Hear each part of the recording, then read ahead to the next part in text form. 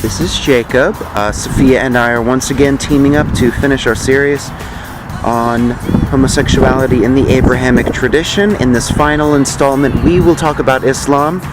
But first, Sophia wanted to give a little bit of context with regards to recent events that have been motivated by Islamist sentiment and also sexuality. So we hope that you will find this program just as timely as when we first proposed it almost a year ago. Enjoy.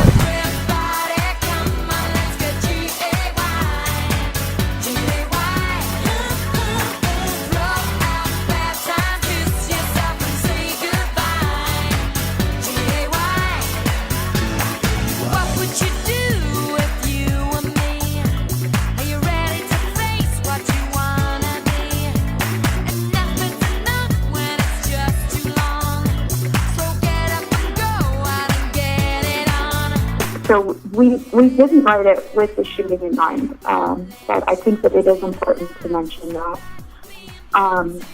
And that's kind of why I'm writing this series, is to shed a different light on a historical perspective on these things. It's not just Islamic texts that have been taken over by different ideologies. Just about all the religious texts have been taken over by some groups to push some ideology at some point in their history. And this series is kind of written, this is the last installment of this particular series on homosexuality and Islam. And it's really written so that we can, because I think it's important to shed a light on some of the historical changes that have happened, the way that things have been interpreted at different points in history. And that's really why I've written this series. So that's the voice of Sophia. Again, we're coming back after a long time to finish our series of homosexuality in religion. My name is Jacob Music. I am back doing these things again. It's been a really long time because I've been busy festering here in Jacksonville. I know what I've been doing, and it hasn't been pleasant. But Sophia, what have you been up to? Before we get into it, what have you been up to after so long? Almost like a year, I think. Not a year, maybe half a year. I don't remember. Yeah, about a couple months. Yeah, 7 months. Yeah, I've got some legal things to take care of, and I hope to eventually appear on video for some of these. But, yeah, I've got some legal things to take care of before that. Mm-hmm. Well, you know what? You're just moving up and up in the world, and I continue to hope that wonderful things happen for you. Hopefully you'll get certain people out of your life soon, you know. Yeah. But going back to Islam, so we're going to talk about homosexuality in Islam today, also gender identity. This is a very fascinating topic. I actually think Islam's relationship to these issues is probably the most interesting out of the other Abrahamic religions because, like you'll go into, it developed a sort of different lineage when it came to thinking about these ideas of gender identity. And people in the Western world don't tend to think of Islam as part of the Abrahamic tradition. Mm-hmm. But at its core, it really is. It's very heavily influenced by the older Abrahamic religions, and especially by forms of Christianity that have been deemed heretical by the 7th century by the religious authority centered in Rome, i.e. the Catholic Church. Yeah, pretty much. As those Christians have fled Roman influence, a lot of them had gone to Arabia and to other parts of the early Muslim world to practice their faith, basically. So some of those heretical views of Christianity, at least heretical as we understand Christianity today, really did influence Islam quite a bit. And so it's important to keep that in mind, and to keep in mind that that Islam is part of the Abrahamic tradition, but it's not exclusively an Abrahamic faith. It also was influenced very heavily by Persia, because Islam took over a lot of land very, very quickly. Yeah. Within 1 century of the death of Muhammad, Islam had spread all the way to basically Pakistan from Saudi Arabia. It spread to Pakistan in the west and very close to Morocco and Spain in the east, although not in most of Europe, most of just south through Africa. So they acquired a lot of land very, very quickly, and there were big culture clashes that came along with that. But in general, it wasn't a very, very violent takeover. In general, it was mostly that the Persian and the Roman empires had very much collapsed at this point. They were not very strong. They were not holding on to their properties very well. And it was a good time in history for something else to sweeten. So we're talking about these like non-official versions of Christianity that may have influenced Islam. What would those have been? Do we know? Yes, the Gospel of Thomas is one in particular that influenced Christianity very heavily, and the heretical views more of also include like the idea of Jesus not as the Son of God, but as a human being. Yeah. Whereas like what we understand today as traditional Christianity believes that Jesus is both God and man simultaneously. Mm-hmm.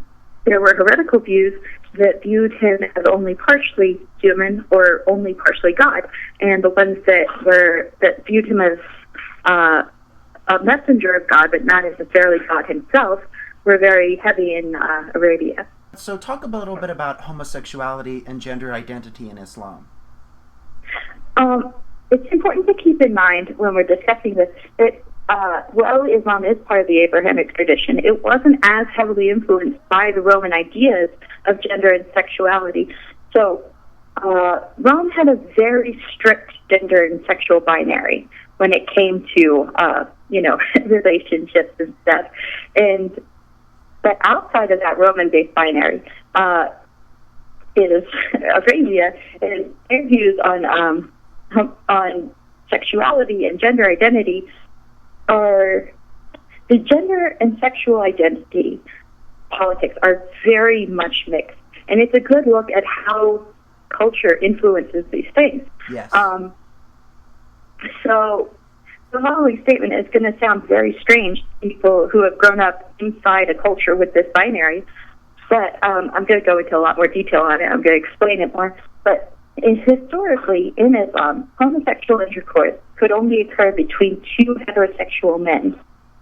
Obviously, that sounds a little weird and counterintuitive. So, could you explain why? Yeah, I think most of the people listening to that statement will have a response something along the lines of, straight people don't have gay sex. Why would two straight men be having, why would they be having gay sex? Yeah. So, but the point of that statement is that someone with male genitalia is not necessarily considered male. And for the act of being homosexual, it has to involve two persons of the same gender. So if a person has male genitals but isn't male, it's not a homosexual act for that person to have sex with a man. For the majority of Islam's early history, until there was a huge amount of interaction with Rome-based Christian dogma, and especially post-colonization, yes. It seems that most Muslims didn't see exclusively homosexual people with male genitalia as being the same gender category as a heterosexual man. So heterosexual or bisexual men could have sex with exclusively homosexual men without it being a sin because it wasn't an act of homosexual intercourse. Okay. So what would have then been considered an act of homosexual intercourse in Islam? A bisexual man having sex with a straight man or two straight men. Two bisexual men, I guess. Because exclusively homosexual men seem to have been in their own gender category. The category was called a natural eunuch, as opposed to a eunuch who was sterilized or castrated by society or whoever. We had a discussion before about that in yes. Israelite and Roman times. that a eunuch at that time was a person with a deformation or a removal of a male sex organ. But we're now several centuries later than that.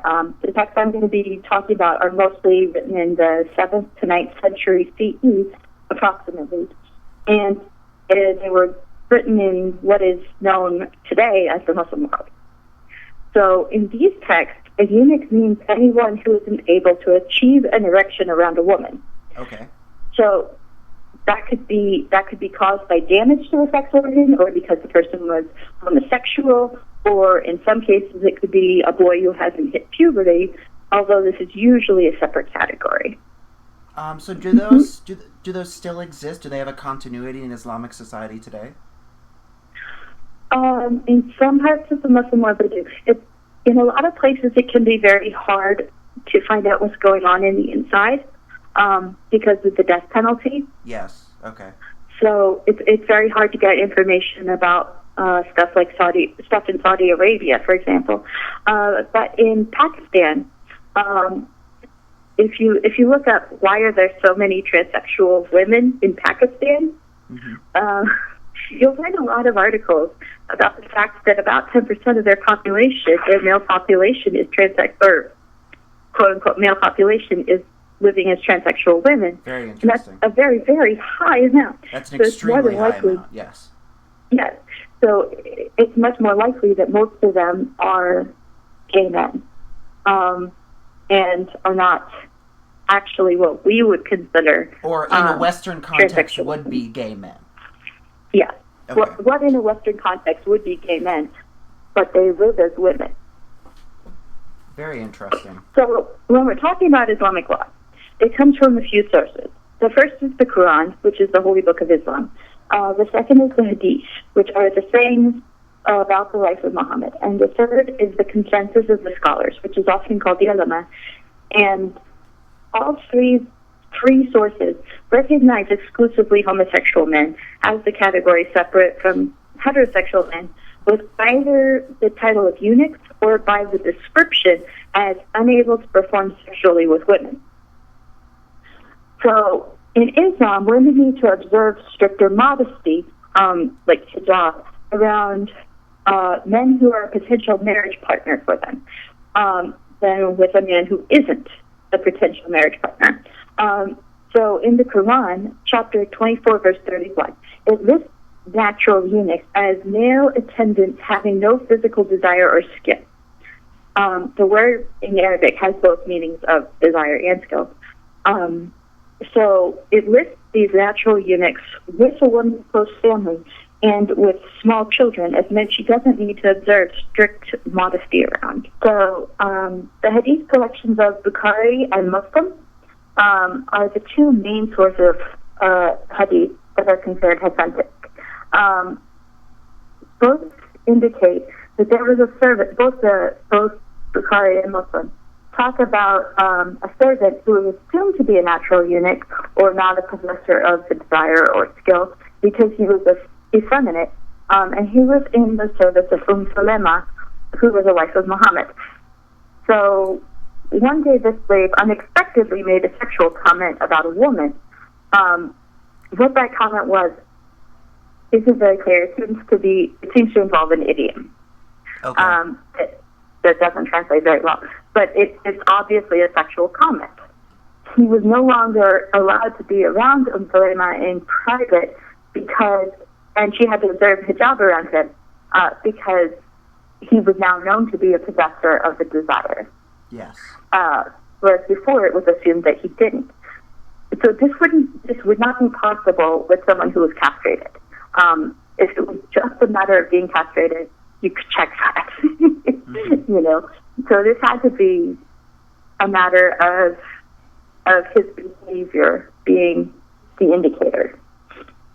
So would that person, do you believe, then have been considered henceforth male? Yes, he was considered male, and that's why she was not allowed to be in private with him. He was now given the same treatment as men. And I had mentioned in the last episode about the rules of cross-dressing being against deception for personal gain. and instead of actually being about gender identity as we would understand it. And Islam similarly considered it to be a danger that effeminate men would pretend to be homosexual to gain private access to their master's wives, or that butch women disguise themselves as men for much the same purpose. According to Bukhari, book 72, chapter 61, saying 773 and 774, slaves were expelled from the household and service of Muhammad and of Umar, who was the second caliph, for his presumption of deception about their sexuality, not for actually engaging in a homosexual act. Can we presume then that this was some sort of at least moderately common thing of kind of masquerading as the natural eunuch? Probably. Also, so if they would have been masquerading as a natural eunuch, any woman would not have necessarily been primed to see them as a potential partner, correct? Yeah. So it would probably, unless they were just voyeurs, punished. you know? Yeah, they weren't being punished for being gay. They were being punished or for being the wrong, or for, in the case of Umar's slave, for being a woman masquerading as a man. That's not what they were being punished for. They were being punished for trying to be around women. And so that's very interesting, that it's not being transgender or it's not being gay that's being punished, it's lying. Well, because those concepts, of course, didn't even exist before the 1800s, and they penetrated the East much later than that as well. Yeah, exactly. But in contrast to these two examples, people who were actually effeminate men, people who weren't faking it, people who were what we would today call gay, who truly lacked the desired skills, they're not being denigrated by passage, and sex with them was not considered a crime. So, Bukhari, again, indicates that there is no sin in having sex with a quote-unquote true natural eunuch. In Book 24, Chapter 6, saying 9, it says, narrated Ibn Masud, we used to fight alongside the Prophet, peace be upon him. There were no women with us, so we said, O Messenger of God, may we not treat some of them as eunuchs? He forbade us to do so. Who they wanted to treat as eunuchs, whether it was perhaps younger soldiers or some slaves or prisoners of war, isn't clear. But what's clear is that treating someone as a eunuch when your wife isn't present means that you're using them for sexual release. And making use of someone who isn't a eunuch, making use of another heterosexual man in a sexual way is wrong, according to this. And it's often identified with the sin of Lot in other passages. But making use of a eunuch in this way isn't forbidden. I'm sure we talked about this in the previous, in one of the previous episodes, but can you just give us some context, maybe for people who don't know, explain this character of Lot? So, Lot was the nephew of Abraham, and they had separated over a property dispute. Lot had gone to live in the city of Sodom, which is where we get the phrase sodomite from. And while living in Sodom, God appears to Abraham while Lot is living in Sodom, and God apparently comes to him in person because they have a meal together. They eat a calf and some bread, and God tells Abraham, I've heard terrible things about what's going on in Sodom, so I'm going there to check it out for myself. So, God then, or two men, it says two men, which is usually translated as two angels, then go to the city of Sodom. And Abraham has an argument with God and says, are you really going to destroy the city if there are still good people in it? And he says, oh, I mean, how many good people are we talking about? And Abraham says, well, say there are 50 good people. And then they bargain a little and get it down to 5. So Abraham is content that there must be at least 5 good people in the city. God walks off, and they um, sort of has this.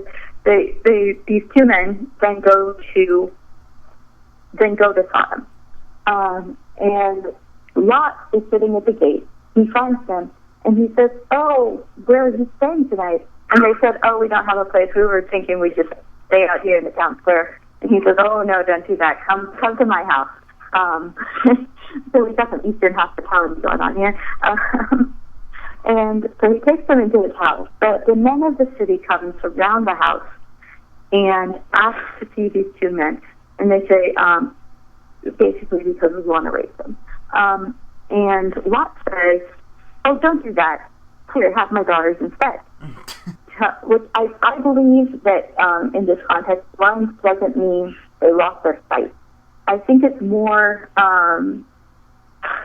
they weren't able to see what they were looking for, that they weren't able to find the thing. Because there's another example of this as well in the Bible that involves Elijah. And in that instance, he's able to lead an army who is quote-unquote blinded through an entire desert. So I don't think it's that they literally were blind. I think it's that they weren't able to see the thing they were looking for, which was the door. And Lot, and the angel told Lot, "Take your daughters and your wife, we're leaving." And then God destroyed the city. And so does this story also appear in the Quran? No, but it is alluded to. Lot is mentioned. The city of Sodom and the city of Gomorrah, I don't believe are mentioned. So would this have just been kind of an apocryphal story that the average person would have heard of previously? No, I don't think so. I don't think that the average person would have heard of it. I think that it's more along the lines of the Dark Ages, where you have stories being told from the pulpit. The average man is illiterate. Yeah. So the average person wouldn't even be able to kind of look for that in the Quran because they wouldn't have been able to read the Quran. And the Quran was also primarily vocal at this point, correct? Yes, until the time of Uthman, who was the third caliph. Okay. So maybe is that how many years was that before it was written? I believe it's around 70 years. Okay, so it's quite a while. Very interesting. So bringing it back to homosexuality in Islam, even though that doesn't appear as one of the canonical stories necessarily, it's still influential to the tradition. Yes. And so the last story that I wanted to talk about, or the last person that I want to talk about on the topic of homosexuality in Islam, is in regards to Abu Hurairah. Abu Hurairah, literally translated, is the father of the kitten. Abu means father, Hurairah means kitten. Abu Hurairah was a companion of Muhammad for the last 2 years of Muhammad's life.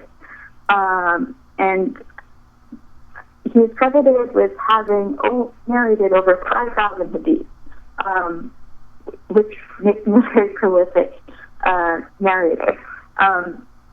In one of them, he tells Muhammad that he is a young man, he would have been a teenager at this time, but that he doesn't have or feel what it takes to marry women. Muhammad says nothing, so Abu Hurairah asked again 3 more times. Finally, Muhammad tells him the pen is dry, that's what he's experiencing, or that this condition is permanent, set in stone, it's written by God, that it's not going to change.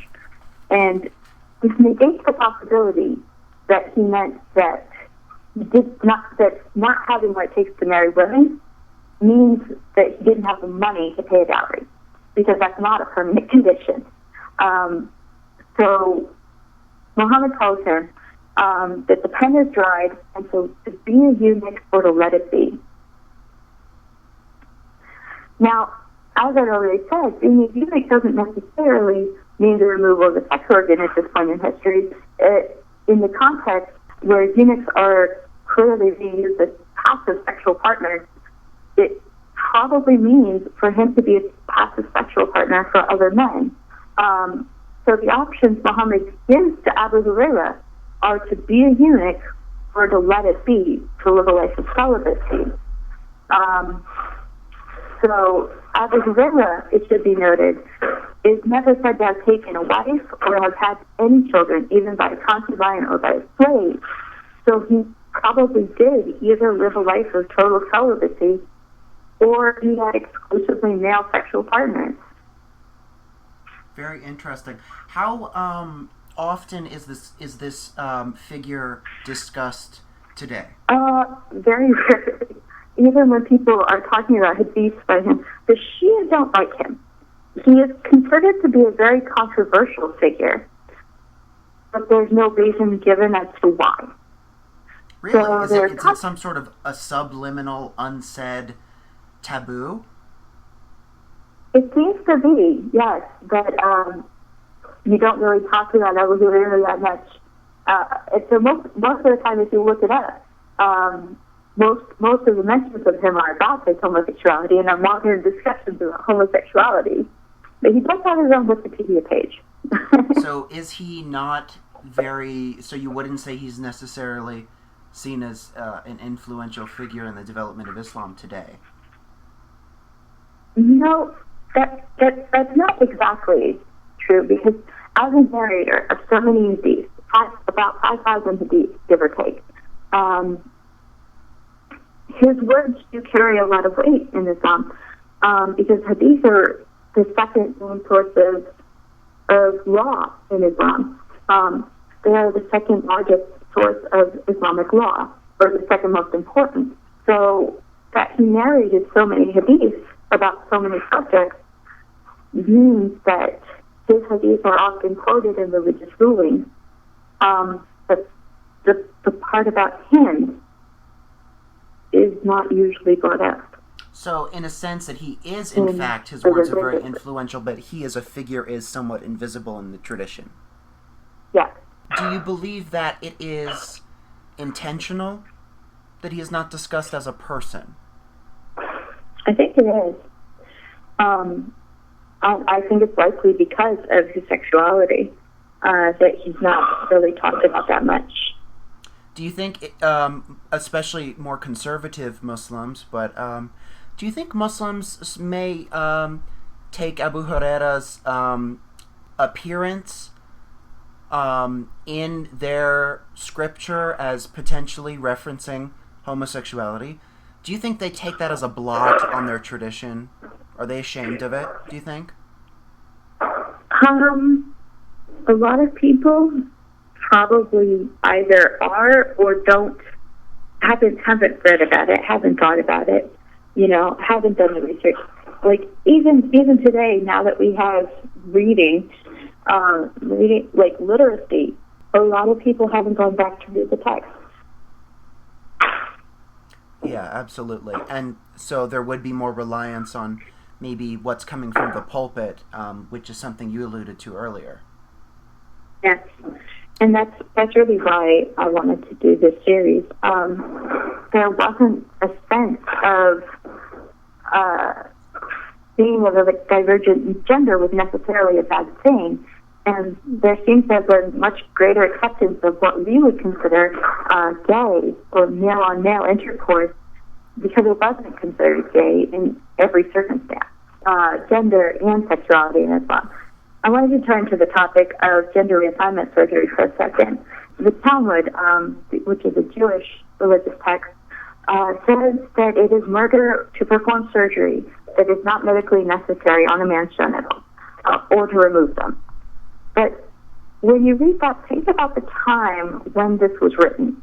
The time when these texts were being written, 1st and 2nd century for the Christian text, 3rd to 5th century for the Talmud, 7th to 8th century for the Muslim text, was a time before anesthesia, before antibiotics, before antibacterial soaps, before sterile hospitals or sterile bandages.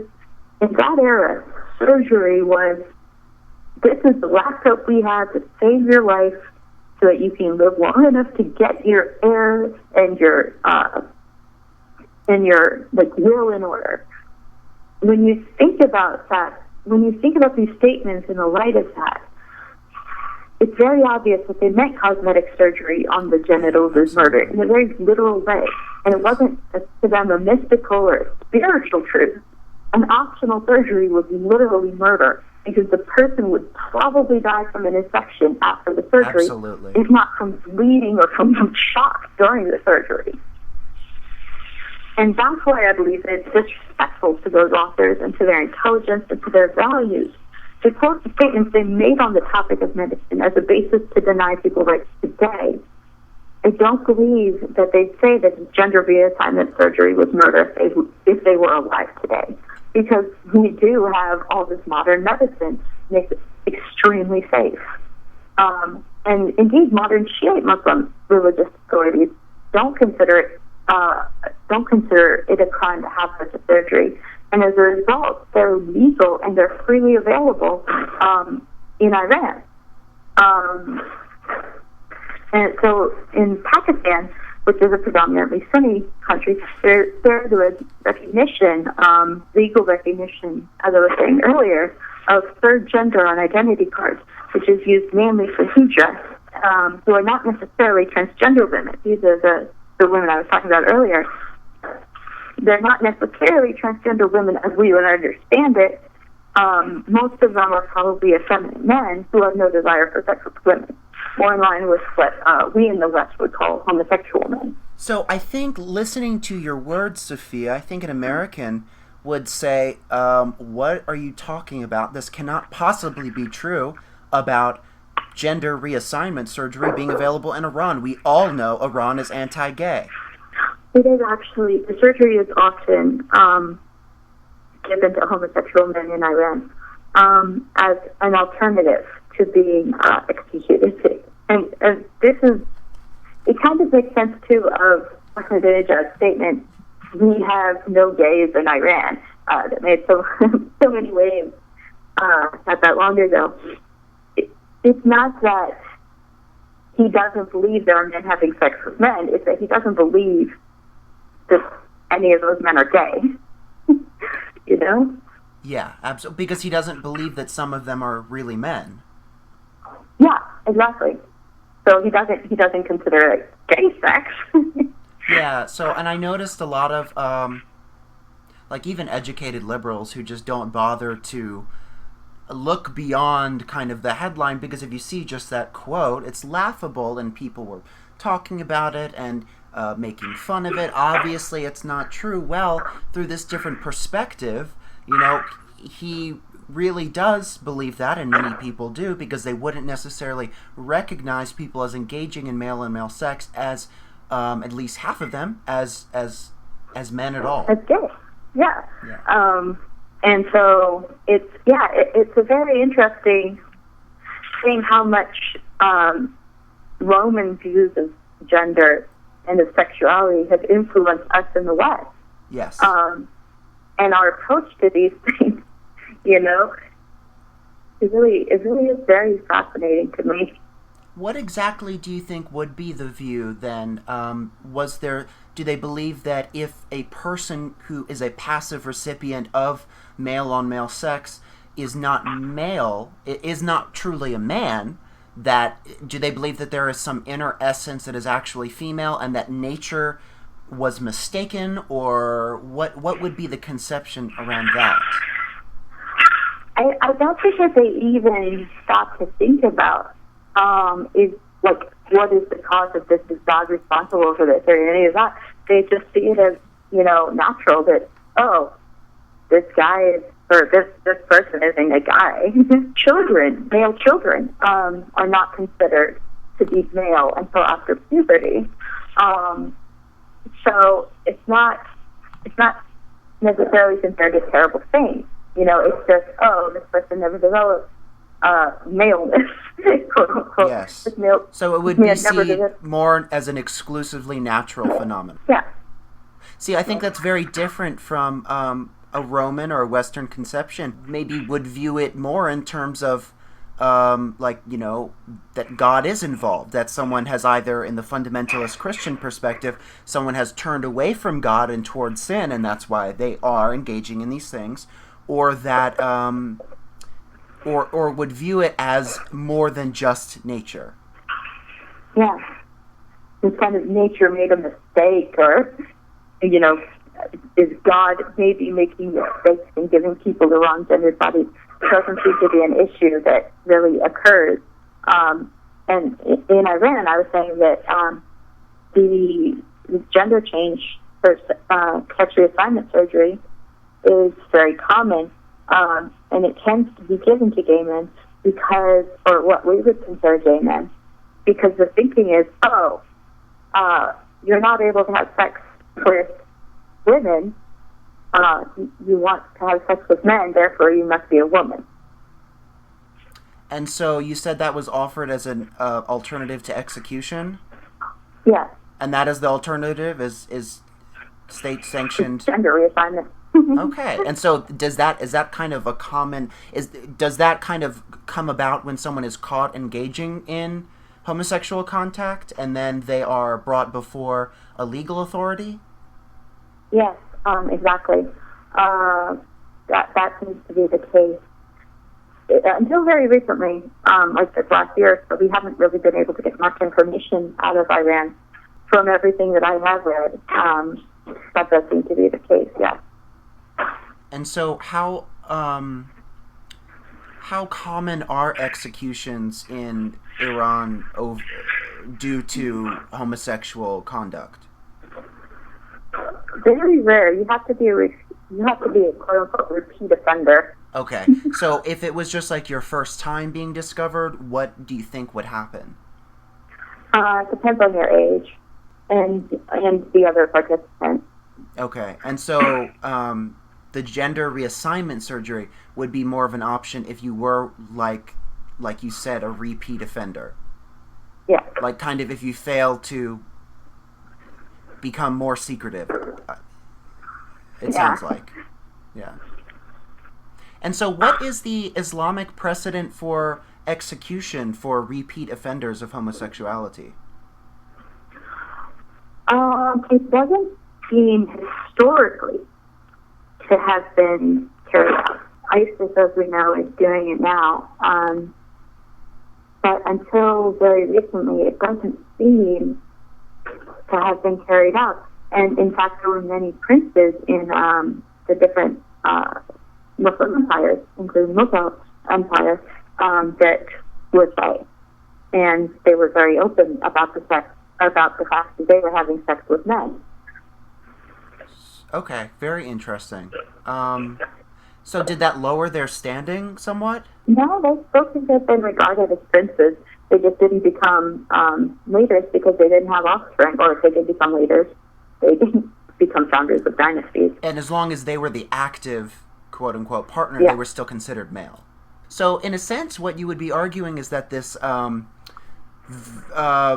position, this Islamic position of prescribing execution for homosexuality in the Islamic Republic or in the Islamic State, what you seem to be suggesting is that is really a revisionist position and more of a recent phenomenon. I think that it is due to the changing culture that has happened after colonization. Do you think it's a reaction to encountering those Western and Roman-centric ideas concerning sexuality and gender? That, and that it is just a clash of cultures. You know, as one culture is having influence and the other one is also having influence in the same location, they're just naturally clashing. These two very disparate views of gender and of sexuality are clashing, and unfortunately, this is just how that clash is being played out. Where do you see as the future for homosexuality in Islam? Long term, I'm optimistic, because long term, I believe that the current message, the current condition isn't sustainable. But short term, I don't see it improving quickly. You think it will continue to be still kind of a boon to the reactionary anti-Western position? If we can turn to politics for a second, why I believe that we should be very welcoming of refugees. Yes. I think that a lot of gay people a lot of perhaps skeptical people, a lot of different people who are people from views of Islam that ISIS considers heretical, are going to be fleeing, and I think that we need to open our borders to them and accept them. What countries do you believe, besides obviously, Islamic State, which may not be a recognized country, but it is a polity that exists over these past 2 years, beside Islamic State, obviously, what countries do you think are the most critical with regards to their situations over homosexuality and possible persecution? Saudi Arabia. Definitely Saudi Arabia. Within the UAE, and as well as other Gulf states, as I understand the situation, people who are living peacefully, or people who are not making a scene, seem to be pretty much okay. Saudi Arabia has vice police, who are, I believe they are called the protectors of vice and virtue. Okay. They are religious police who, I think until perhaps a few weeks ago, have been able to go out and arrest people. That is changing, thankfully. But it is still a very bad situation because these people, once they arrest you for religious crimes, can often influence execution. And so you said that's changed very recently. What has been happening? The new king has actually been lightening it up a little bit. I think probably in response to Western outcry and a sense of Western governments are not going to stand idly by. There's a lot more people talking about the situation. A lot more people are saying, why are we giving so many billions of dollars to Saudi Arabia when this is their attitude? It's not an idea that we would let anyone else get away with. Obviously, the United States and its NATO allies are very close in their relationship with the Saudi kingdom. It's interesting that spreading Wahhabi Islam, being a hotbed of recruitment for terrorists, neither of those things would make Western support waver, but homosexuality does. Go figure. Sophia, this has been wonderful. Thank you very much for revisiting this with me. And I wanted to say how much I've really enjoyed doing this series with you. Oh, thank you so much for being a part of it, too. You are very helpful with it. I am not very good at doing ideas on my own. Our next series is going to be the complex relationship of women and property. Women being property, women owning property in the Abrahamic tradition. Fabulous. Well, I look forward to that. And will our first installment be Judaism again? Yes. I'm going to be going through the text in the order that they were written. I've already got two long things written. It's like, oh my goodness, this is going to take so long.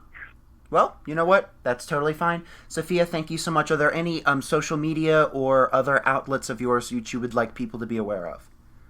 You can tweet me at BlueFingerBox. And then this will also be uploaded on my YouTube channel, which is, the name of it is under. It's going to be Sophia Mohamedova. And I'll send you that information. Wonderful. Thank you so much. Thank you. This has been Islam and homosexuality, as well as Islam and gender identity. This concludes our series on homosexuality in the Abrahamic tradition. Thank you very much.